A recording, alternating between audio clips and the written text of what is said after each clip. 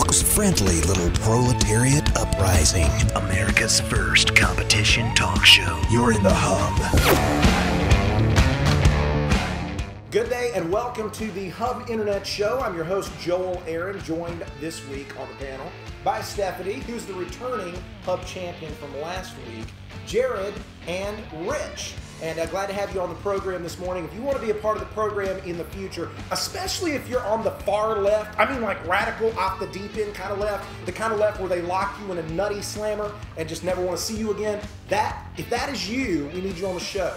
Because apparently we've been hearing from you and you've been telling us, a little imbalance. We want to put that in order. So we got a face-off debate today. Stephanie will be on the hot seat later in this segment, going up against Jared to determine whether sexting is a good or bad thing. Talk about it a little bit in a little bit. But here's the thing right now. If you haven't heard recently, Obama scrapped the moonwalk, the newest moonwalk efforts coming out of NASA, whenever that were to happen. And apparently we're replacing it now by sending robots to space, the space station. The International Space Station is receiving robots now. And to me, this is kind of funny because after last week when we learned that we weren't going to send people to the moon anymore, we have to now go this route. I'm thinking this is called Robonaut 2. It was developed by NASA and General Motors. It's the new robot. Apparently it sings like a rock when it gets on the surface. And this thing, I'm really fighting the urge to make fun of this guy, Jeffrey Hoffman, who's an MIT aerospace professor. He said, "I'm a very strong believer in human-robotic interaction." I'm fighting the urge to pick that one apart. But that not being said, we're apparently sending robots to the moon now, and he says you can't bring a tool to solve every single problem. That's why you need robots. That's just the kind of defeatist mentality I love to hear out of my robot scientists. So, today's topic, we got the Dow.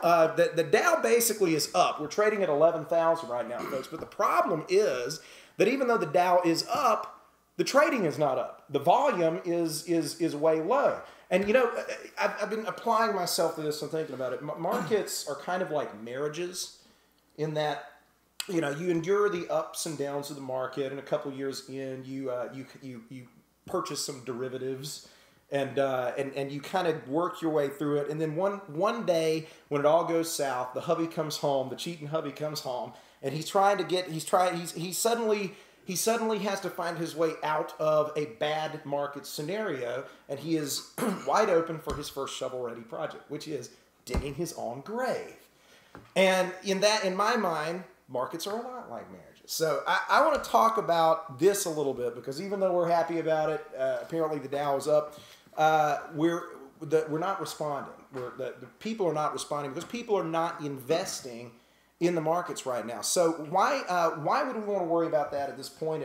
And what is this a sign, if any, of things to come, Jared? Well, I don't know that it is a bad sign. Volume being up, this is predicated on the assumption that the volume that we had before was actually good. And while large numbers of people acting is usually a good thing, you have to assume that underneath those large numbers are people that actually knew what they were doing. And what we may have had was a lot of people that really didn't know what they were doing, and a lot of stocks that were being moved that were interrelated to each other. The Dow Jones Industrial Average is one average. It doesn't represent the whole market, but it's only one segment of the market, and it's one that everybody points to, but you really need to look at all the indices and across all the markets. And this is also only talking about stocks. People have diversified into bonds, into gold, into other commodities. They're moving their money into other things.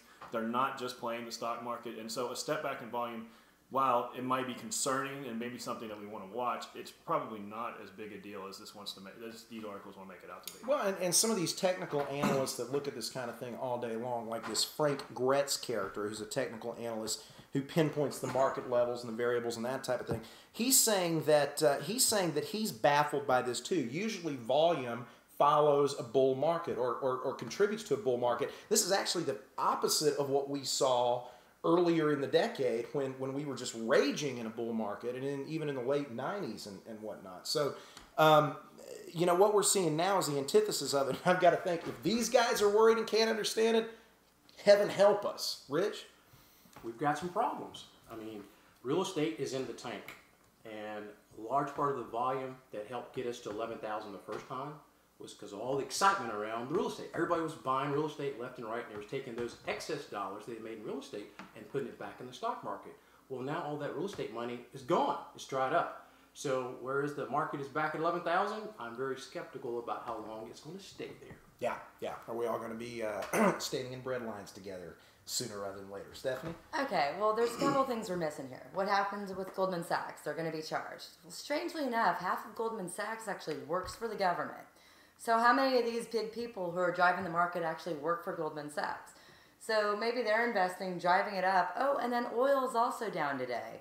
So at the end of the day, my question is, who exactly is investing? Who do they work for? What are they backing up? And you know what, the derivatives and everything else you're talking about people investing in, that's going to be gone if Obama has his way. Well, and that's the thing. It's more reliance on the Fed is what we're ultimately getting at with this, with a lot of folks in this administration, with the administration overall. But you really don't know what to make of the numbers. When you hear numbers coming out of the Labor Department like 162,000 jobs were created last month, that's the most in 3 years, and yet the unemployment stayed at 9.7%. Either those jobs really sucked, or they, or they really weren't much to speak of, and we lost as many as we gained. So, well, it's been proven that a lot of jobs were generated in congressional districts that didn't exist. I'm just saying.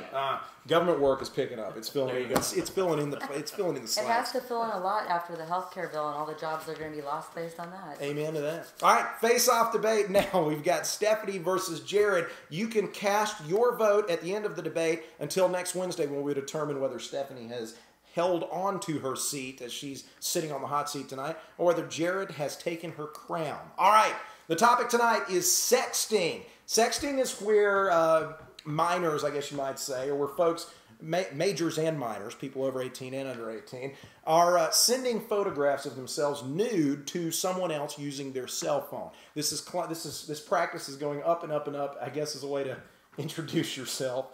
In high school these days. And the question is, sexting, should it be allowed? Should it be illegal? Should it be considered illegal for minors? Or should it just not be touched because it is a privacy violation if I, the federal government, extend myself too far into someone's private life?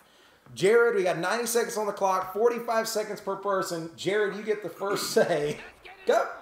I don't even want to touch all the puns that were just in that lead. I don't even know where to go with those. But I think ultimately it should be allowed to be. It should be left alone. Child pornography is when an adult takes a picture of a child, or when an adult distributes a picture of a child around the internet.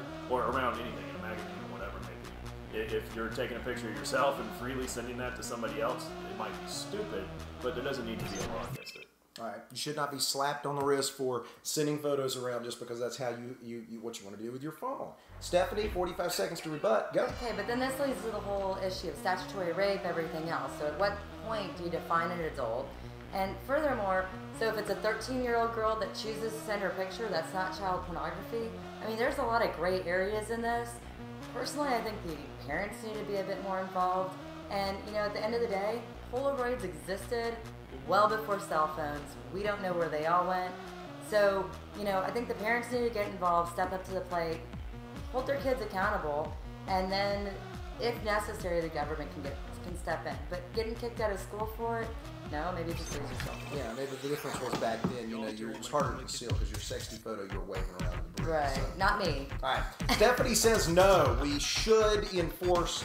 This should not be a privacy violation. We should enforce kind of codes on this. And Jared says no, we should leave it alone. Your votes, go online to cast them in the comments section of today's YouTube video. We'll tell you who's the winner next week on the show. See you tomorrow.